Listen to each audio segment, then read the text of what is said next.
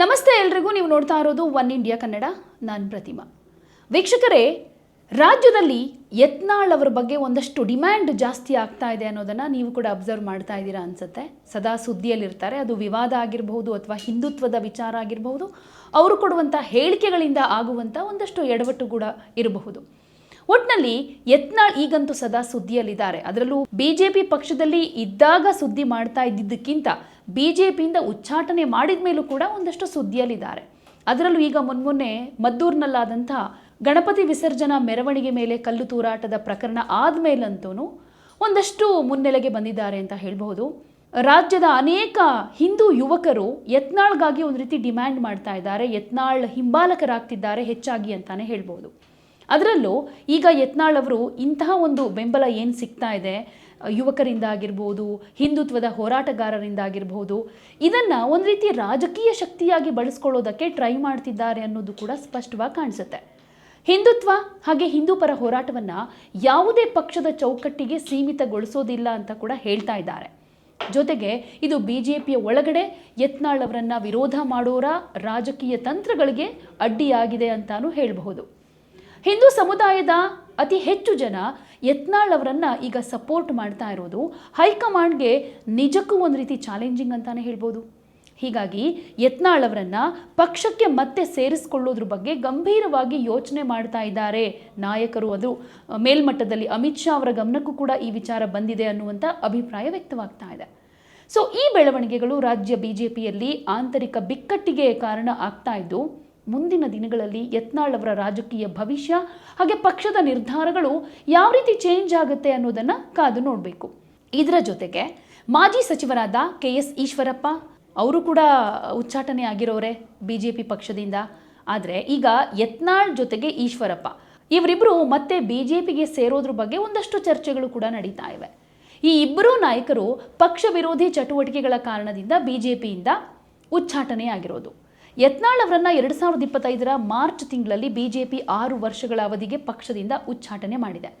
ಆದರೆ ಅವರು ಮಾಧ್ಯಮಗಳ ಜೊತೆ ಮಾತನಾಡೋ ಟೈಮ್ನಲ್ಲಿ ಕೇಂದ್ರದ ಹಿರಿಯ ನಾಯಕರ ಸಂಪರ್ಕದಲ್ಲಿದ್ದೀನಿ, ಹಾಗೆ BY ವಿಜಯೇಂದ್ರ ಅವರನ್ನ ರಾಜ್ಯಾಧ್ಯಕ್ಷ ಸ್ಥಾನದಿಂದ ತೆಗೆದು ಹಾಕಿದ ಮೇಲೇನೆ ನಾನು ಮತ್ತೆ ಪಕ್ಷಕ್ಕೆ ಸೇರ್ಕೊಳ್ತೀನಿ ಅಂತ ಹೇಳ್ತಿದ್ದಾರೆ. ಜೊತೆಗೆ KS ಈಶ್ವರಪ್ಪ ಅವರು 2024 ಲೋಕಸಭಾ ಎಲೆಕ್ಷನ್ ಟೈಮ್ನಲ್ಲಿ ಶಿವಮೊಗ್ಗದಿಂದ ಪಕ್ಷೇತರ ಅಭ್ಯರ್ಥಿಯಾಗಿ ಸ್ಪರ್ಧಿಸಿದ್ರು. ಹಾಗೆ ಮತ್ತೆ ಬಿಜೆಪಿಗೆ ಸೇರೋದ್ರ ಬಗ್ಗೆ ಕೇಳಿದ್ದಕ್ಕೆ ಸದ್ಯಕ್ಕೆ ಅಂತಹ ಯಾವುದೇ ಯೋಜನೆ ಇಲ್ಲ ಅಂತಾನು ಹೇಳಿದರು. ಆದರೆ ಬಿಜೆಪಿಯಲ್ಲಿ ಕೆಲವು ಬದಲಾವಣೆಗಳಾಗಬೇಕು ಅಂತ ಕೂಡ ಒಂದಷ್ಟು ಅಭಿಪ್ರಾಯವನ್ನು ವ್ಯಕ್ತಪಡಿಸ್ತಾ ಇರ್ತಾರೆ.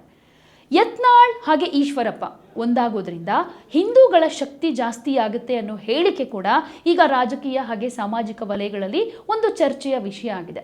ಈ ಇಬ್ಬರೂ ನಾಯಕರು ಹಿಂದುತ್ವದ ಪ್ರಬಲ ಪ್ರತಿಪಾದಕರು. ಇಬ್ಬರೂ ಕೂಡ ಬಿಜೆಪಿ ಪಕ್ಷದ ಒಳಗಡೆ ಹಾಗೆ ಹೊರಗಡೆ ಹಿಂದುತ್ವದ ಪರವಾಗಿ ಧ್ವನಿ ಎತ್ತಿದ್ದಾರೆ.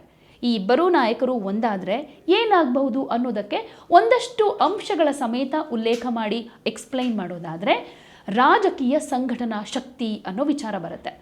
ಯತ್ನಾಳ್ ಹಾಗೆ ಈಶ್ವರಪ್ಪ ಇಬ್ಬರಿಗೂ ಉತ್ತರ ಕರ್ನಾಟಕ ಹಾಗೆ ಮಧ್ಯ ಕರ್ನಾಟಕದಲ್ಲಿ ತುಂಬ ಸ್ಟ್ರಾಂಗ್ ಆಗಿರೋ ಫಾಲೋವರ್ಸ್ ಇದ್ದಾರೆ. ಇವರಿಬ್ಬರು ಒಟ್ಟಾಗಿ ಹೋರಾಟವನ್ನೇನಾದರೂ ಮಾಡಿದರೆ ಹಿಂದುತ್ವದ ವಿಚಾರಗಳು ಇನ್ನಷ್ಟು ಸ್ಟ್ರಾಂಗ್ ಆಗಿಬಿಡುತ್ತೆ. ಇದು ಹಿಂದೂ ಪರ ಸಂಘಟನೆಗಳನ್ನು ಒಂದು ಮಾಡೋದಕ್ಕೂ ಕೂಡ ಒಂದಷ್ಟು ಯೂಸ್ಫುಲ್ ಆಗ್ಬೋದು, ಹೆಲ್ಪ್ಫುಲ್ ಆಗಬಹುದು. ಈ ಇಬ್ಬರೂ ನಾಯಕರು ಒಟ್ಟಿಗೆ ಸೇರಿದರೆ ಬಿಜೆಪಿ ಪಕ್ಷದ ಮೇಲೆ ಹಿಂದೂ ಪರ ಧೋರಣೆಗಳನ್ನು ಇನ್ನಷ್ಟು ಗಟ್ಟಿಯಾಗಿ ಅನುಸರಿಸೋ ಹಾಗೆ ಒತ್ತಡವನ್ನು ಹೇರಬಹುದು. ಈಗಾಗಲೇ BY ವಿಜಯೇಂದ್ರ ನಾಯಕತ್ವದ ವಿರುದ್ಧ ಇಬ್ಬರೂ ಕೂಡ ಅಸಮಾಧಾನವನ್ನು ಹೊರಹಾಕಿದ್ದಾರೆ. ಇಬ್ಬರೂ ಒಂದಾಗ್ಬಿಟ್ರೆ ಪಕ್ಷದ ಒಳಗಿನ ಅಧಿಕಾರ ಸಮತೋಲನದಲ್ಲಿ ಒಂದಷ್ಟು ಚೇಂಜಸ್ ಆಗಬಹುದು. ಇನ್ನು ಹಿಂದೂ ವೋಟ್ ಬ್ಯಾಂಕ್ ಮೇಲೂ ಕೂಡ ಒಂದಷ್ಟು ಎಫೆಕ್ಟ್ ಆಗುತ್ತೆ ಅನ್ನೋದು. ಇವರಿಬ್ಬರು ಒಗ್ಗಟ್ಟಾಗಿ ಹಿಂದೂಗಳ ವಿಷಯಗಳನ್ನು ಮುಂದಿಟ್ಕೊಂಡು ಹೋರಾಟವನ್ನು ಮಾಡಿದರೆ ಹಿಂದೂ ಮತದಾರರ ಮೇಲೆ ನೇರ ಪರಿಣಾಮ ಬೀರುತ್ತೆ. ಇದು ಬಿಜೆಪಿಯ ಮೂಲ ಮತದಾರರನ್ನು ಒಂದಷ್ಟು ಅಟ್ರಾಕ್ಟ್ ಮಾಡಬಹುದು ಅಥವಾ ಕೆಲವೊಂದು ಸಿಚುವೇಶನ್ನಲ್ಲಿ ವಿಭಜನೆಯನ್ನು ಕೂಡ ಉಂಟು ಮಾಡಬಹುದು. ಒಟ್ಟಾರೆ ಇಬ್ಬರೂ ನಾಯಕರು ಒಟ್ಟಾದರೆ ಹಿಂದೂಗಳ ವಿಷಯಗಳು ರಾಜಕೀಯ ವೇದಿಕೆಯಲ್ಲಿ ಇನ್ನಷ್ಟು ಪ್ರಮುಖವಾಗಬಹುದು. ಆದರೆ ಇದು ಕೇವಲ ರಾಜಕೀಯ ಲೆಕ್ಕಾಚಾರ ಅಂತ ಹೇಳಿದ್ರೂ ಹಿಂದೂ ಸಮುದಾಯದ ನಿಜವಾದ ಶಕ್ತಿ ಹೆಚ್ಚಾಗುತ್ತಾ ಅಥವಾ ಇಲ್ವಾ ಅನ್ನೋದ್ರ ಬಗ್ಗೆ ಮುಂದಿನ ದಿನಗಳಲ್ಲಿ ಒಂದಷ್ಟು ಕ್ಲಾರಿಟಿ ಸಿಗಬಹುದು. ಇನ್ನು ಯತ್ನಾಳ್ ಹಾಗೆ ಈಶ್ವರಪ್ಪ ಅವರ ಹೋರಾಟ ಕೇವಲ ರಾಜಕೀಯ ವಿರೋಧವಾಗಿರದೆ ಯಡಿಯೂರಪ್ಪ ಕುಟುಂಬದ ಪ್ರಾಬಲ್ಯದ ವಿರುದ್ಧ ಹಾಗೆ ಪಕ್ಷದ ಆಂತರಿಕ ಭಿನ್ನಾಭಿಪ್ರಾಯಗಳ ವಿರುದ್ಧ ಕೂಡ ಅಂತ ಹೇಳಬಹುದು. ಈ ಕಾರಣಗಳಿಂದ ಇಬ್ಬರು ಪಕ್ಷದಿಂದ ಹೊರಗುಳಿದಿದ್ರು ಕೂಡ ತಮ್ಮ ಹೋರಾಟವನ್ನು ಇನ್ನೂ ಕಂಟಿನ್ಯೂ ಮಾಡ್ತಾ ಇದ್ದಾರೆ. ಬಿಜೆಪಿ ರಾಜ್ಯಾಧ್ಯಕ್ಷ BY ವಿಜಯೇಂದ್ರ ವಿರುದ್ಧ ಯತ್ನಾಳ್ ಹಾಗೆ ಈಶ್ವರಪ್ಪ ಬಣ ಸೇಡು ತೀರಿಸಿಕೊಳ್ಳೋದಕ್ಕೂ ಕೂಡ ಪ್ರಯತ್ನಿಸ್ತಾ ಇರೋದು ರಾಜಕೀಯ ವಲಯದಲ್ಲಿ ಗಮನಿಸಬೇಕಾಗಿರೋ ವಿಷಯ.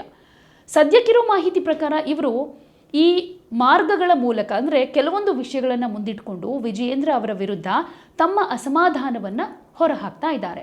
ಅದರಲ್ಲಿ ಪ್ರಮುಖವಾದಂಥದ್ದು ಭ್ರಷ್ಟಾಚಾರದ ಆರೋಪ. ಯತ್ನಾಳ್ ಅವರು ವಿಜಯೇಂದ್ರ ವಿರುದ್ಧ ಭ್ರಷ್ಟಾಚಾರದ ಗಂಭೀರ ಆರೋಪವನ್ನು ಮಾಡಿದ್ದಾರೆ. BS ಯಡಿಯೂರಪ್ಪ ಅವರು ಮುಖ್ಯಮಂತ್ರಿಯಾಗಿದ್ದಾಗ ಕೆಲವು ಫೈಲ್ಗಳ ಮೇಲೆ ನಕಲಿ ಸೈನ್ ಹಾಕಿರೋದಾಗಿ ಆರೋಪ ಮಾಡಿ ಕಾಂಗ್ರೆಸ್ ಸರ್ಕಾರದ ವಿರುದ್ಧ ತನಿಖೆ ನಡೆಸೋದಕ್ಕೂ ಕೂಡ ಒತ್ತಾಯಿಸಿದ್ದಾರೆ. ಜೊತೆಗೆ ಹೊಂದಾಣಿಕೆ ರಾಜಕಾರಣದ ಆರೋಪ ಇದೆ. ಯತ್ನಾಳ್ ಹಾಗೆ ಅವರ ಬಣ ವಿಜಯೇಂದ್ರ ಅವರು ಆಡಳಿತಾರೂಢ ನಾಯಕರ ಜೊತೆ ಹೊಂದಾಣಿಕೆ ರಾಜಕಾರಣ ಮಾಡ್ತಿದ್ದಾರೆ ಅಂತ ಆರೋಪ ಮಾಡಿದ್ದಾರೆ. ಮೈಸೂರು ಚಲೋ ಪಾದಯಾತ್ರೆಯಂತಹ ಪಕ್ಷದ ಅಧಿಕೃತ ಕಾರ್ಯಕ್ರಮಗಳನ್ನು ನಿರ್ಲಕ್ಷ್ಯ ಮಾಡಿ DCM DK ಶಿವಕುಮಾರ್ ಅವರ ಜೊತೆ ಫೈಲ್ಗಳಿಗೆ ಸಹಿ ಹಾಕಿಸ್ಕೊಳ್ತಾರೆ ಅನ್ನೋ ಗಂಭೀರ ಆರೋಪವನ್ನು ಕೂಡ ಮಾಡಿದ್ರು. ಇನ್ನು ಹಿಂದುತ್ವ ಹಾಗೆ ಬದ್ಧತೆ. ಈಶ್ವರಪ್ಪ ಮತ್ತು ಯತ್ನಾಳ್ ಇಬ್ಬರು ಕೂಡ ಹಿಂದುತ್ವ ಹಾಗೆ BJP ಸಿದ್ಧಾಂತಕ್ಕೆ ಬದ್ಧರಾಗಿರುವುದನ್ನು ಪ್ರಮುಖವಾಗಿ ಹೇಳ್ಕೊಳ್ತಾರೆ. ಹಿಂದುತ್ವದ ಪರ ದನಿ ಎತ್ತುವ ನಾಯಕರನ್ನ ಪಕ್ಷದಲ್ಲಿ ಕಡೆಗಣಿಸಲಾಗ್ತಾ ಇದೆ ಅಂತ ಅನೇಕ ಸಂದರ್ಭದಲ್ಲಿ ಈಶ್ವರಪ್ಪನವರು ಬಹಿರಂಗವಾಗಿ ಅಸಮಾಧಾನವನ್ನು ಹೊರಹಾಕಿದ್ರು. ಈ ಮೂಲಕ ಯಡಿಯೂರಪ್ಪ ಕುಟುಂಬದ ರಾಜಕಾರಣ ಪಕ್ಷದ ಮೂಲ ತತ್ವಗಳಿಗೆ ವಿರುದ್ಧವಾಗಿದೆ ಅಂತ ಪ್ರತಿಪಾದಿಸ್ತಾ ಇದ್ದಾರೆ.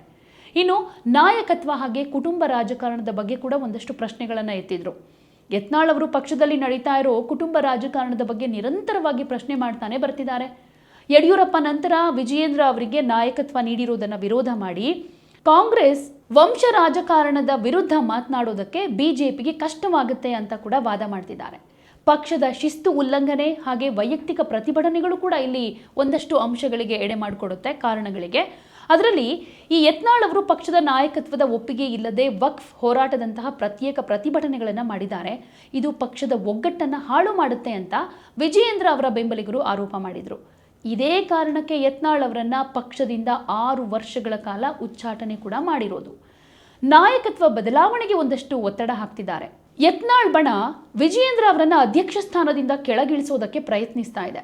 ಪಕ್ಷದ ಹಿರಿಯ ನಾಯಕರನ್ನ ನಿರ್ಲಕ್ಷ್ಯ ಮಾಡಿ ಏಕಪಕ್ಷೀಯ ನಿರ್ಧಾರಗಳನ್ನು ತೆಗೆದುಕೊಳ್ತಾ ಇದೆ ಅನ್ನೋ ಆರೋಪ ಕೂಡ ಮಾಡ್ತಿದ್ದಾರೆ. ಪಕ್ಷದ ಸಂಘಟನೆಯಲ್ಲಿ ನಿರೀಕ್ಷಿತ ಯಶಸ್ಸು ಕಂಡಿಲ್ಲ ಅಂತಾನೂ ಕೂಡ ಹೇಳ್ತಿದ್ದಾರೆ. ಸೊ ಈ ಎಲ್ಲ ಕಾರಣಗಳು ಜೊತೆಗೆ ಈ ಬೆಳವಣಿಗೆಗಳೇನಿದೆ ಇದು ಪಕ್ಷದ ಒಳಗಿನ ಆಂತರಿಕ ಅಸಮಾಧಾನವನ್ನು ಎತ್ತಿ ತೋರಿಸುತ್ತೆ. ಹಾಗೆ ಯತ್ನಾಳ್ ಹಾಗೂ ಈಶ್ವರಪ್ಪ ಬಣಗಳು ವಿಜಯೇಂದ್ರ ಅವರ ವಿರುದ್ಧ ತಮ್ಮ ವಿರೋಧವನ್ನು ವ್ಯಕ್ತಪಡಿಸೋದಕ್ಕೆ ಈ ಮಾರ್ಗಗಳನ್ನು ಫಾಲೋ ಮಾಡ್ತಾ ಇದ್ದಾರೆ. ಹಾಗೆಯೇ ಈ ರೀಸೆಂಟಾಗಿ ಗಣಪತಿ ವಿಸರ್ಜನಾ ಮೆರವಣಿಗೆ ಮೇಲೆ ಕಲ್ಲು ಎಸೆಯೋ ಹಾಗೆ ಉಗುಳೋ ಕೃತ್ಯಗಳು ಅಲ್ಲಲ್ಲಿ ನಡೆದಿರೋದನ್ನು ಗಮನಿಸಿ ಹೇಳೋದಾದರೆ ಇದನ್ನು ನೋಡಿಕೊಂಡು ಸುಮ್ಮನೆ ಕೂತ್ಕೊಳ್ಳೋದಕ್ಕೆ ಸಾಧ್ಯ ಇಲ್ಲ. ಉತ್ತರ ಪ್ರದೇಶದ ಯೋಗಿ ಆದಿತ್ಯನಾಥ್ ಅವರ JCB ಮಾದರಿಯ ಆಡಳಿತ ರಾಜ್ಯದಲ್ಲಿ ಬರಬೇಕಾಗಿದೆ. ಇದ್ರ ಬಗ್ಗೆ ಹಿಂದುತ್ವದ ಕಾರ್ಯಕರ್ತರು ಅಪೇಕ್ಷೆಯನ್ನು ಪಡ್ತಾ ಇದ್ದಾರೆ ಅಂತಾನೂ ಹೇಳಿದ್ದಾರೆ. ಹಾಗೆ ಹಿಂದೂ ಸಮಾಜ ಒಟ್ಟಾಗಿದ್ರೆ ರಾಜ್ಯದಲ್ಲಿ ಕಾಂಗ್ರೆಸ್ ನಿರ್ಮೂಲನೆ ಮಾಡೋದು ಸುಲಭ. ಹಿಂದೂಗಳ ಮತಗಳನ್ನು ವಿಭಜಿಸೋ ಕೆಟ್ಟ ಕೆಲಸವನ್ನು ಯಾವತ್ತಿಗೂ ಮಾಡೋದಿಲ್ಲ, ಬೇರೆ ಯಾವುದೇ ಪಕ್ಷಕ್ಕೆ ಹೋಗೋದಿಲ್ಲ ಅಂತಾನೂ ಯತ್ನಾಳ್ ಅವರು ಹೇಳ್ಕೊಂಡಿದ್ದಾರೆ. ಹಿಂದೂ ಸಮಾಜ ಅನೇಕ ರೀತಿಯ ಸಂಕಷ್ಟಗಳನ್ನು ಫೇಸ್ ಮಾಡ್ತಾ ಇದೆ. ಮುಖ್ಯಮಂತ್ರಿ ಸಿದ್ದರಾಮಯ್ಯನವರು ಮುಸ್ಲಿಂ ತುಷ್ಟೀಕರಣದಲ್ಲಿ ಬ್ಯುಸಿಯಾಗ್ಬಿಟ್ಟಿದ್ದಾರೆ. ಮುಂಬರೋ ವಿಧಾನಸಭಾ ಚುನಾವಣೆ ಹಿಂದುತ್ವದ ಆಧಾರದಲ್ಲಿ ನಡೆಯೋದು ಸ್ಪಷ್ಟ. ಕಾರ್ಯತಂತ್ರದ ಬಗ್ಗೆ ಈಗಾಗಲೇ ಈಶ್ವರಪ್ಪ ಅವರ ಜೊತೆ ಚರ್ಚೆ ನಡೆದಿದೆ ಅಂತ ರೀಸೆಂಟಾಗಿ ತಿಳಿಸಿದ್ದಾರೆ. ಇನ್ನು ಯತ್ನಾಳ್ ಹಾಗೆ KS ಈಶ್ವರಪ್ಪ ಇಬ್ಬರೂ ಕೂಡ ಪ್ರಧಾನಿ ನರೇಂದ್ರ ಮೋದಿಯವರ ಪರವಾಗೇ ಇದ್ದಾರೆ. ರಾಜ್ಯದ BJP ನಾಯಕರ ವಿರುದ್ಧ ಎಷ್ಟೇ ಆರೋಪಗಳನ್ನು ಮಾಡಿದರೂ ಕೂಡ ಹೈಕಮಾಂಡ್ನ ಒಂದಷ್ಟು ನಾಯಕರ ಬಗ್ಗೆ ಪರವಾಗೇ ಇದ್ದಾರೆ ಅನ್ನೋದನ್ನು ಅಬ್ಸರ್ವ್ ಮಾಡಬೇಕು. ಅವರ ಹೋರಾಟ ಇಲ್ಲಿ BJP ಪಕ್ಷದ ನಾಯಕತ್ವ ಅಥವಾ ಸಿದ್ಧಾಂತದ ವಿರುದ್ಧ ಅಲ್ಲ, ಬದಲಿಗೆ ಕರ್ನಾಟಕದಲ್ಲಿನ BS ಯಡಿಯೂರಪ್ಪ ಹಾಗೆ ಅವರ ಕುಟುಂಬದ ಪ್ರಾಬಲ್ಯದ ವಿರುದ್ಧ. ಇದ್ರ ಬಗ್ಗೆ ಕೆಲವು ಪ್ರಮುಖ ಅಂಶಗಳನ್ನು ನೋಡಿ ಹೇಳೋದಾದರೆ, ಮೋದಿ ನಾಯಕತ್ವಕ್ಕೆ ಇವರ ಬೆಂಬಲ ಸದಾ ಇದ್ದೇ ಇರುತ್ತೆ. ಇವರಿಬ್ಬರು ನಾಯಕರು ಮೋದಿಯವರ ನಾಯಕತ್ವವನ್ನು ಬಹಿರಂಗವಾಗಿ ಸಪೋರ್ಟ್ ಮಾಡಿದ್ದಾರೆ, ಹೊಗಳಿದ್ದಾರೆ. ಯತ್ನಾಳ್ ಅವರು ಮೋದಿಯವರನ್ನ ಈ ದೇಶದ ದೊಡ್ಡ ಆಸ್ತಿ ಅಂತ ಕರೆದಿದ್ದಾರೆ. ಈಶ್ವರಪ್ಪನವರು ಮೋದಿ ಅವರ ಜನ್ಮದಿನದ ಸಂದರ್ಭದಲ್ಲಿ ಅವರನ್ನು ಹಾಡಿ ಹೊಗಳಿದ್ದು, ಅವರಲ್ಲಿ ಭಗವಂತ ತುಂಬಿಕೊಂಡಿದ್ದಾನೆ, ಇಡೀ ಪ್ರಪಂಚಕ್ಕೆ ಒಳಿತು ಮಾಡೋ ಶಕ್ತಿ ಅವರಿಗೆ ಇದೆ ಅಂತ ಹೊಗಳಿದ್ರು. ಇನ್ನು ಹೈಕಮಾಂಡ್ ಮೇಲೆ ವಿಶ್ವಾಸ ಹಾಗೆ ಇದೆ. ಯತ್ನಾಳ್ ಹಾಗೆ ಈಶ್ವರಪ್ಪ ಇಬ್ಬರು ಪಕ್ಷದ ಹೈಕಮಾಂಡ್ ಮೇಲೆ ವಿಶ್ವಾಸ ಇರೋದಾಗಿ ಹೇಳ್ಕೊಳ್ತಾ ಇರ್ತಾರೆ. ತಮ್ಮ ಅಸಮಾಧಾನ ರಾಜ್ಯ ನಾಯಕತ್ವದ ವಿರುದ್ಧವೇ ಹೊರತು ಕೇಂದ್ರ ನಾಯಕತ್ವದ ವಿರುದ್ಧ ಅಲ್ಲ ಅಂತ ಸ್ಪಷ್ಟಪಡಿಸಿದ್ದಾರೆ. ಪ್ರಧಾನಿ ಮೋದಿ ಹಾಗೆ ಗೃಹ ಸಚಿವ ಅಮಿತ್ ಶಾ ಅವರು ತಮ್ಮ ಸಮಸ್ಯೆಗಳನ್ನು ಬಗೆಹರಿಸ್ತಾರೆ ಅನ್ನೋ ನಿರೀಕ್ಷೆಯಲ್ಲೇ ಕೂಡ ಇಬ್ಬರೂ ಇದ್ದಾರೆ. ಒಟ್ಟಾರೆಯಾಗಿ ಈ ಇಬ್ಬರು ನಾಯಕರು ಬಿಜೆಪಿಯ ಮೂಲ ಸಿದ್ಧಾಂತಕ್ಕೆ ಹಾಗೆ ಪ್ರಧಾನಿ ಮೋದಿಯವರ ನಾಯಕತ್ವಕ್ಕೆ ಸಂಪೂರ್ಣವಾಗಿ ಬದ್ಧರಾಗಿದ್ದಾರೆ. ಆದರೆ ಕರ್ನಾಟಕದಲ್ಲಿ ನಾಯಕತ್ವ ಬದಲಾವಣೆ ಹಾಗೆ ಕುಟುಂಬ ರಾಜಕಾರಣದ ಅಂತ್ಯದ ಬಗ್ಗೆ ಅವರ ನಿಲುವುಗಳು ಮಾತ್ರ ಭಿನ್ನವಾಗಿವೆ ಅಂತ ಹೇಳ್ಬೋದು. ಈ ಕಾರಣದಿಂದ ಅವರ ಹೋರಾಟ ಪಕ್ಷದ ರಾಜ್ಯ ನಾಯಕತ್ವದ ವಿರುದ್ಧವಾಗಿದೆಯೇ ಹೊರತು ಕೇಂದ್ರ ನಾಯಕತ್ವದ ವಿರುದ್ಧವಾಗಲ್ಲ. ಸೊ ಇಬ್ಬರೂ ನಾಯಕರ ಭವಿಷ್ಯದ ಬಗ್ಗೆ ಬಿಜೆಪಿ ಹೈಕಮಾಂಡ್ನ ನಿರ್ಧಾರವೇ ಫೈನಲ್ ಆಗುತ್ತೆ.